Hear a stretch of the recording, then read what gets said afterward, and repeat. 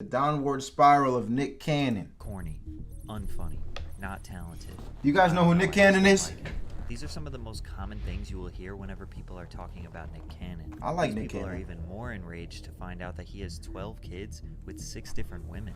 Although many of Nick's own words and own actions are what caused him to be almost universally disliked, the hatred towards him begins for such insignificant reasons. Nick landed reoccurring roles on Nickelodeon's All That and Kenan and Kel when he was a teenager. He also had various one-offs which led to him securing his own TV show, The Nick Cannon Show, in 2002. This show suffered from terrible reviews and was cancelled after 2 short seasons. But the show being unfunny and unpopular is not necessarily the reason why he was disliked, because he also had a lead role in a very successful movie that same year, Drumline. This film highlighted HBCU's incredible dedication and pride towards their elite marching bands. While the reactions and reviews for this film are mixed, $57 million in box office revenue proved that it was a hit. Nick was popular, but his roles never portrayed him as the cool kid or the tough guy. Sorry to the band kids out there, but y'all don't got the coolest reputation. I know it sounds silly, but a lot of child stars become associated with their on-screen personality, leading to a warped perception of who they really are. True. And his next role did not change that perception. Love Don't Cost a Thing, where his character Alvin Johnson is a nerd who lacks any type of game or swag and has to force himself to be cool to land the most popular girl in school. Probably need to roll your pants up just a little bit. Oh, see, these is Sean John. So I gotta get my swang on. Son, what has happened to your priorities? Oh, nah, see, it was all about what was under the hood. Now I'm trying to be on top of the hood. Nick played his role so well that people still to this day think that that's who he truly is. He was plagued with the child star curse, where he can't escape the image of his early roles, and people assumed he was some sort of privileged trust fund baby since he was on TV. But most people don't know that Nick Cannon escaped gang life in Southern California. Nick's father, James, was one of the original members of the Lincoln Park Bloods, based out of southeast San Diego, California. James and his girlfriend, Beth, had Nick when they were still in high school, which led to Nick growing up in the Bay Vista housing projects around the Blood set. His father, James, got into some trouble, went to prison, came out reformed, and decided to move to North Carolina to live with his family and study ministry, leaving Nick to be raised by his grandmother and mother in the projects. James started a new family in North Carolina and had more children, but he didn't abandon Nick. James was a televangelist, which is a preacher that appears regularly on local TV, broadcasting their sermons. Whenever Nick was with his family in North Carolina, he was in front of the camera, singing, dancing. His father even gave him a segment on his public access TV show to do his stand-up comedy as an 8-year-old. He was raised to be an entertainer. When Nick was home in Cali, he took those skills up to local clubs and open mics, and built up a name in Hollywood as an up-and-coming teenage performer. He got his big break while performing at an event called Laugh-A-Palooza in Atlanta, where he was discovered by Will Smith's talent agency. Will was eager to meet Nick, and assisted him in getting an entertainment manager, as well as his first record deal with Jive Records. So he walked in the room and within 5 minutes, I had pitched him a TV show, my album, all of that stuff, and he was like, yo, you remind me so much of me. He was like, I'm gonna sign you up for everything, and gave me my first deal, and I feel like... Nick was hoping that his music would revitalize his corny Nickelodeon image, and I'm hoping that you're interested in hearing about today's sponsor, The Ridge. I'm not. I have the gunmetal wallet. It's thanks to for 45 days. You can send back. I also got is no longer Jinx coming to Variety/PatrickCC, and right now you can get up to 40% off through December 22nd. Again, that's ridge.com/PatrickCC. Thanks, Ridge. Gigolo featuring R. Kelly was the name of his single that peaked at number 24 on the Billboard Hot 100 in 2004. At the time, R. Kelly was an icon. Not only did he carry the song, but Nick being next to him made Nick look even less cool. The beginning of his music career would ultimately be the peak. He dropped a few singles after, but they never generated much buzz. By 2006, he stopped releasing music overall. So Nick was not the cultural icon that kids aspired to be, but he was extremely successful, and was probably a better role model than most celebrities. I didn't even mention that he was an executive producer of Drumline and his Nickelodeon show. He had 2 deals as a producer going. He had a deal with Jive Records that he had pretty much negotiated along with his team, but he was very much in charge of his business. Nick was in a boss-like position that no other child stars could get. His next big move would help him gain some cool points, but he was often still the butt of the joke.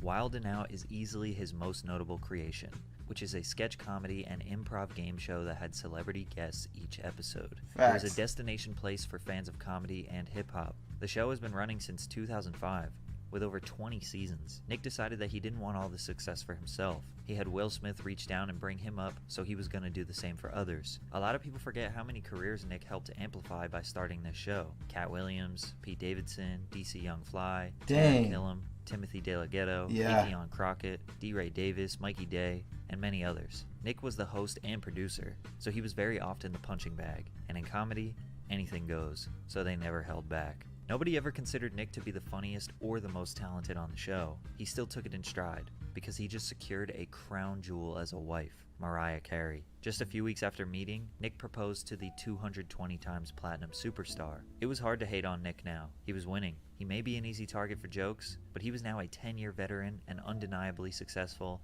and pretty humble. But there was one person who was very angry about Nick and Mariah's relationship, Marshall Mathers. Eminem. He had something to say about it. Eminem and Mariah Carey had a public back-and-forth beef that began after a short, alleged relationship that started around 2001. Eminem says that they dated, had sex, all that. Mariah Carey says otherwise. Did you date him? No. Can I just clarify that I did not have a physical relationship with him? I did not have an intimate relationship. The feud went on for years, mostly instigated by Eminem, but in 2009 he took it too far. The first verse on the track titled Bagpipes from Baghdad was entirely about Mariah. Mariah, whatever happened to us? Why did we have to break up? Nick Cannon better back the fuck up. I'm not playing, I want her back, you punk. Then he proceeds to call her the C word and said, Nick, you had your fun, I've come to kick you in your sack of junk. He also says, I wish you luck with the war. As you can imagine, Nick wasn't very happy with Eminem's words. His immediate response came He made a comeback, didn't he? I swear he made a comeback. We gotta hear it. Website. In this post, Nick kind of describes how his thought process was evolving as he listened to the song. He said he initially had respect for him, then he was confused because he heard his name. Then he says he felt sorry for Eminem. And he says, what type of grown-ass man lies about getting with a chick? Only Slim Lamey, LOL. Then I asked myself, should I go find this bitch and whoop his little ass? And then he says, you had karate? What time is it where you live at, Brody? You have karate? I'm taking full action on you, Eminem. You've been playing trumpet for 5 years, bro? That's tough. Why no one has stood up to your chest yet. But I guess it's going to take a corny, whack-rapping boy toy from Nickelodeon to set you straight. As a matter of fact, I think you're going to bring my whack rhymes out of retirement. Your legacy has now been tainted from this day forth. You will now be known as the rapper who lost to corny-ass Nick Cannon. Nick couldn't have responded in a more, well, corny way. He admits to being corny. He knows that's what people think about him. And I think him admitting it solidified it forever. I don't know if you want that. I don't know if you want that problem rapping with Nick Cannon, Phil. I would never respond to Nick Cannon. Never. Listen, look. Now look. The camera's on, right? He's legendary corny. He's been corny forever. Nick even claims that he went looking for Eminem. Almost. So he's talking about you kicking. Who else was gonna kick his ass? I went looking for that motherfucker. We had this conversation. Unsurprisingly, Nick never actually did anything. It was actually Mariah who handled the situation by dropping an absolute smash diss track called Obsessed. The reason why oh my god, I forgot. Dang, that was a smash hit. I forgot it was about Eminem. Why you so obsessed with me? Y'all already know. Oh my god, yeah, she did kill him with that one, Brody. She killed him with that one. You had 2 years in trombone. Bro, I always wanted to be in band, man. Like I wanted to play the drums. But I just couldn't get it, you know. I couldn't even play the recorder for real. All I could play was Hot Cross Buns. Hot Cross Buns. Hot Cross Buns. Dun, dun, dun, dun, dun, dun, dun, dun, Hot Cross Buns. They still make y'all do the recorder? Is that still a thing or is that not a thing anymore? Does nobody do the recorder anymore? You had to go through like all the belts. You had to start at white belt and then go to black belt? No? Of course not. Okay. Alright, never mind. Cutthroat was because it was catchy, fun, and petty. Eminem turned on the radio and heard the girl that rejected him, but he couldn't help but get the chorus stuck in his head. Then when he watched the music video, he saw himself being depicted as a creepy stalker. Eminem quickly responded with a diss called The Warning, where he held back nothing. The lyrics in this song are so brutal that if you said them today about a woman, you'd lose everything you have. Regardless, Eminem fans think that Eminem won. Mariah fans think that she won. and both fan bases agreed that Nick Cannon lost. He I'm didn't beat dead. up Eminem. He didn't make him apologize. He swore up and down that he tried everything to get face to face with him, but he actually made it worse. This guy's good, bro. He's going. He's like freestyle.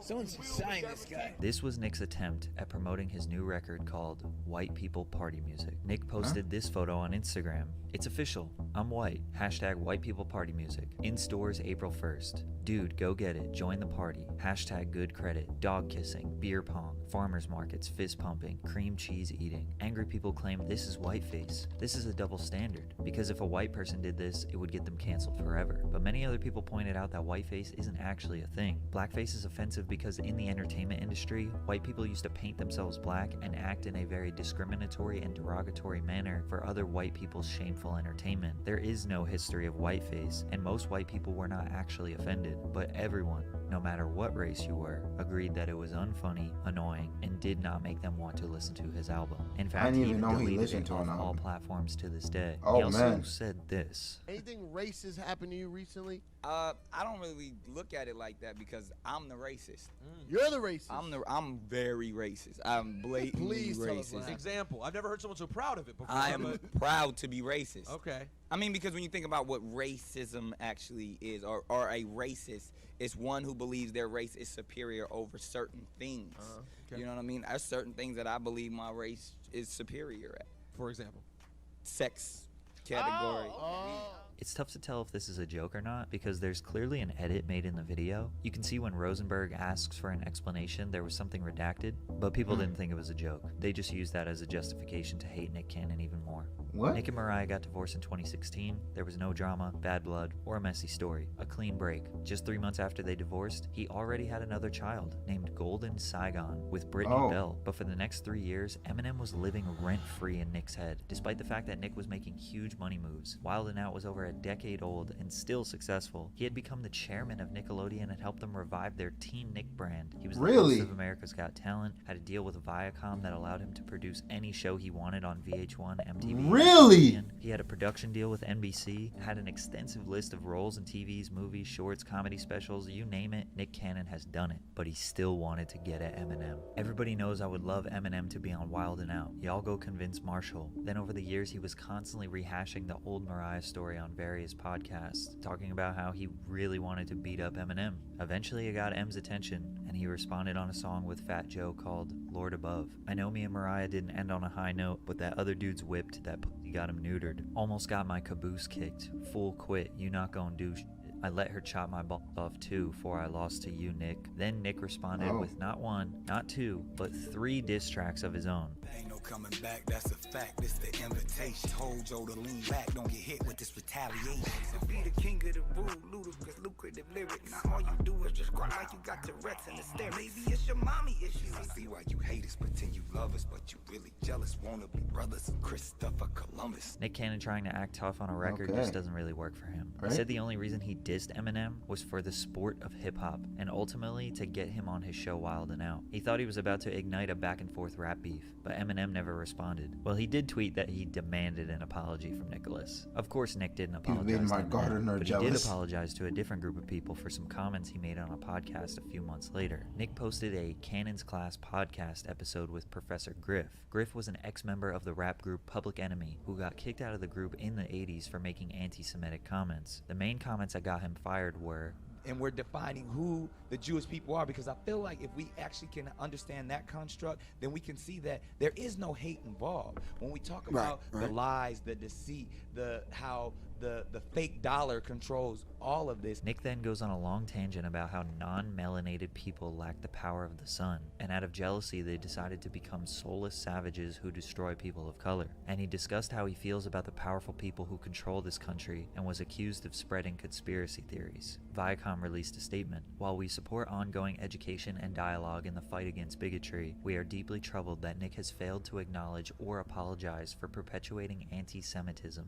and we are terminating our relationship with him. Nick then took to Facebook to write a 1,500-word essay, an apology to the Jewish community, and ending with a statement that Viacom is on the wrong side of history and that he demands full ownership of the Wild 'N Out brand and an apology. But they didn't budge, and the way this situation ended was by Nick doing a full-on apology press tour, where he went on various major media platforms condemning anti-Semitism, redacting his comments, and educating himself by having conversations with Jewish people on how to not further the anti-Semitic rhetoric. He got his deal back with Viacom, and in celebration decided to have 10 more children in the span of 3 years. December 23rd, 2020, his child... I didn't know you can get your deal back like that.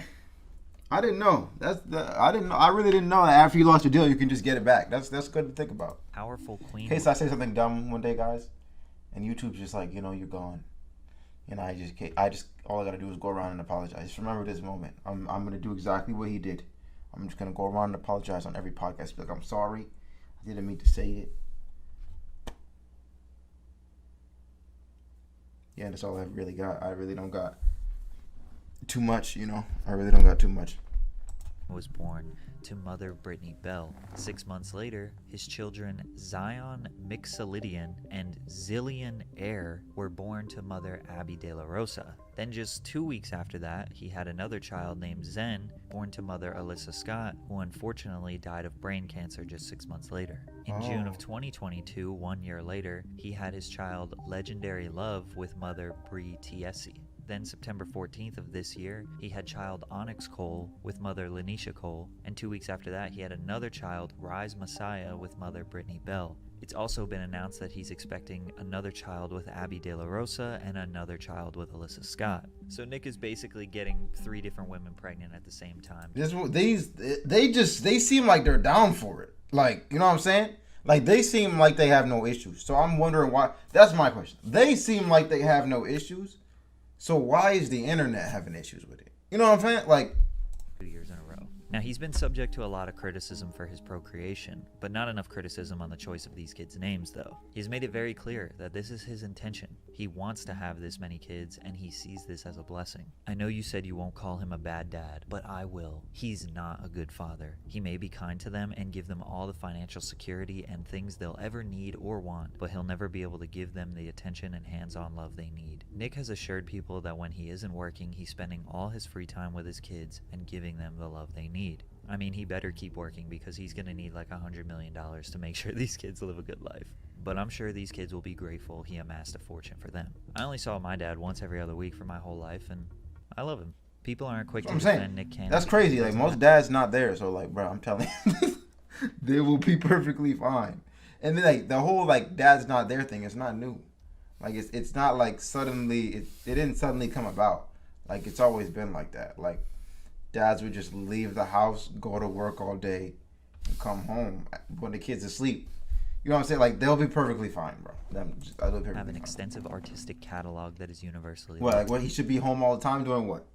What are you teaching your kids if you're home all the time as a dad? Like, doing nothing. You're just home all the time. They're just like, yeah, like, as an adult, you just do nothing. Like what? You have to think about that. But if we are being honest, he has had an incredible career, and the fact that he escaped the projects and built an empire for him and his family is admirable. He definitely let his ego get the best of him at times, and as a successful man, that is bound to happen. He may be corny, he may have a questionable view on a healthy family dynamic, bro. He may have said some bold and irrational things, but there are worse role models. I think he's still overhated. But in 20 years, it's likely that Nick will probably end up in the same beef that 50 Cent has with his son today. Hopefully he doesn't wish his son to get hit by a bus. Oh, you don't believe me? Well, check out this video.